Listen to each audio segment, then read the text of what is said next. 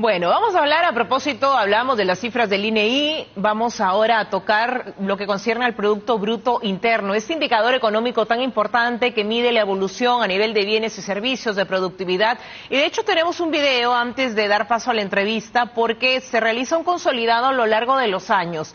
La mejor expectativa, ahí está en el 2022, pero si nos reflejamos a nivel de lo más inmediato, 2023, vean ustedes la caída.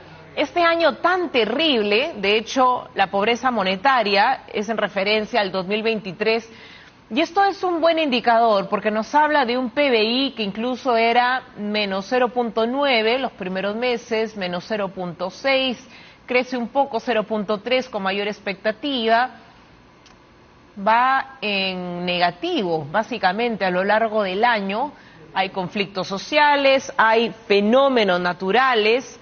Y estamos hablando de bienes y servicios que en el territorio nacional quedan prácticamente en para. Y luego, lo más reciente, enero, febrero, vemos una recuperación, marzo, menos 0,28. Puede resultar muy técnico a nivel de cuadro, de gráfico, pero precisamente para hacerlo digerible y saber su importancia, estamos aquí en estudios con Teodoro Crisólogo, economista senior del IPE, el Instituto Peruano de Economía. ¿Cómo está? Bienvenido. Buen día. Cuéntanos un poco a entender en qué se refleja este indicador económico respecto a los tiempos que estamos viviendo. Una coyuntura movida políticamente, pero a nivel productivo mucho mejor en referencia al 2023. Sí, definitivamente el primer trimestre ha venido mucho mejor de lo que hemos experimentado a lo largo de todo el 2023. Hay que recordar que en el 2023 acumulamos 4 trimestres consecutivos de caída, una de las peores recesiones que ha experimentado el país desde la década de los 90, si es que excluimos la pandemia, evidentemente, y que muestran ya ciertos indicios de una incipiente y aún frágil recuperación de la economía peruana en esta primera parte del 2024. La fragilidad la podemos ver evidentemente en el resultado de marzo que mostrábamos en el cuadro, ¿no? Esa caída de menos 0.28%, que refleja en cierta medida algunos factores puntuales que afectaron a la producción durante ese mes, ¿no? Tuvimos, por ejemplo, menores días útiles de actividad por los feriados de Semana Santa, ¿no? Recordemos que en el 2023 la Semana Santa cayó justamente en marzo, entonces tenemos, digamos, ese efecto base, en abril, y tenemos ese efecto base, digamos, ahora este año, y eso repercute, por ejemplo, en la producción que pueden llegar a tener los sectores más vinculados a la demanda interna, ¿no? Ahora, sí. Qué locura, perdón, muchas veces genera pues cierta alegría, conformidad para los sectores que pueden parar y aparentemente se toman un descanso, pero el estar incrementando feriados sí genera un choque, ¿no? Sí. Un impacto fuerte a nivel de productividad de un país. Exactamente. Cada día de feriado resta alrededor de 0.5, 0.6 puntos porcentuales de crecimiento de la actividad económica, ¿no? Entonces, en general, digamos, estos factores puntuales son los que te han pasado factura durante el mes de marzo, pero si ya vemos todo el primer trimestre como un conjunto, ¿no? Vemos un crecimiento de 1.4%, digamos, es el crecimiento más alto que tenemos desde el cuarto trimestre del 2022. Y en general lo más resaltante dentro de este primer trimestre ha sido justamente la evolución de sectores como por ejemplo la minería, ¿no? Que ha, digamos, en un contexto de ausencia de conflictos sociales ha podido comenzar a recuperarse, ha podido mostrar un dinamismo relativamente importante. Esto es, digamos, relevante por el tema de la generación de ingresos fiscales. La suerte de tener tantos minerales, tanta riqueza en el territorio y que el precio en el exterior también esté bien valorado. Exactamente, esto coloca, digamos, a la minería en una posición bastante expectante, ¿no? De cara al resto del año, porque los precios del cobre, los precios del oro están ahorita en niveles históricamente elevados, ¿no? Y además también otro de los sectores y otro de los rubros más importantes que se ha, digamos, venido consolidando durante la primera parte del año tiene que ver, digamos, con los sectores más vinculados a la demanda interna. Estoy hablando acá, por ejemplo, de construcción, de comercio, servicios, ¿no?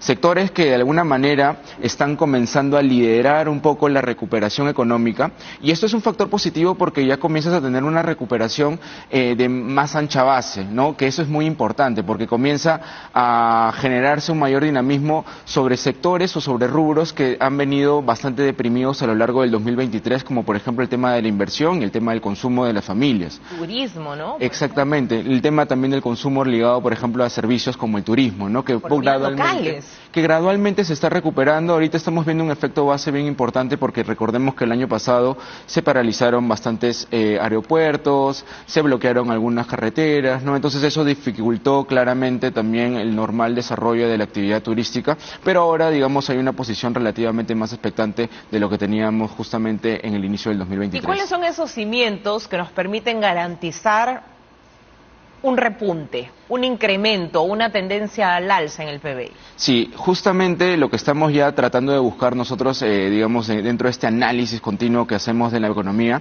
es ver si es que los sectores que te demandan más trabajadores son los que comienzan a ganar mayor dinamismo. Y buena parte de esos sectores ya te están, digamos, mostrando indicios de recuperación en esta primera parte del año. Te hablaba, por ejemplo, de comercio y servicios y construcción. Y ahora también lo que estamos buscando es ver si es que los sectores, como por ejemplo la agricultura y la pesca, que fueron severamente afectados durante el segundo trimestre del año pasado por fenómenos climáticos, comienzan a mostrar esa recuperación importante en el segundo trimestre del 2024.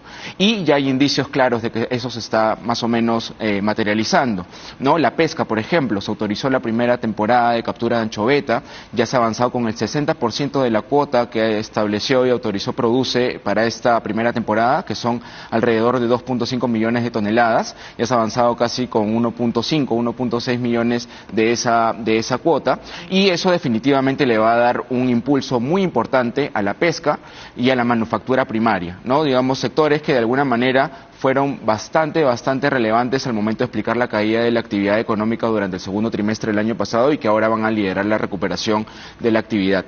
Y el otro sector es el sector agrícola. Ya en marzo hemos visto indicios de recuperación de la agricultura, ¿no? Dentro del resultado negativo que tuvo toda la actividad en su conjunto, la agricultura creció 1.1%, todo el sector agropecuario, mejor dicho, creció 1.1%, y para el segundo trimestre la posición es mucho más expectante. ¿Por qué?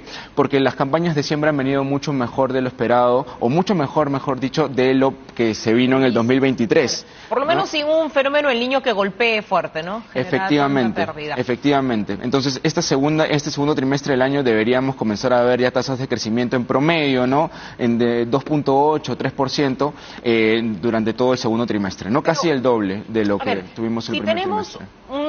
Una expectativa mayor, por ejemplo, en todo el sector agropecuario, de hecho se refleja también en el costo de vida, porque estamos hablando de precios que van bajando a nivel de insumos y alimentos.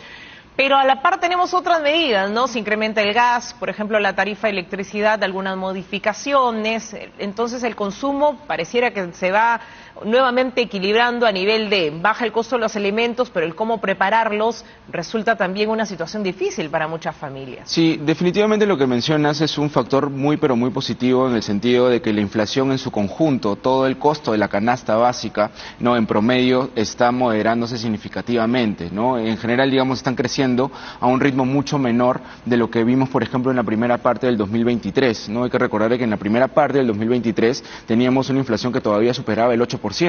Ahora ya está, digamos, por debajo del 3%, inclusive las tasas de inflación vinculadas a la parte de alimentos netamente, está inclusive, digamos, ya en niveles cercanos al 2%.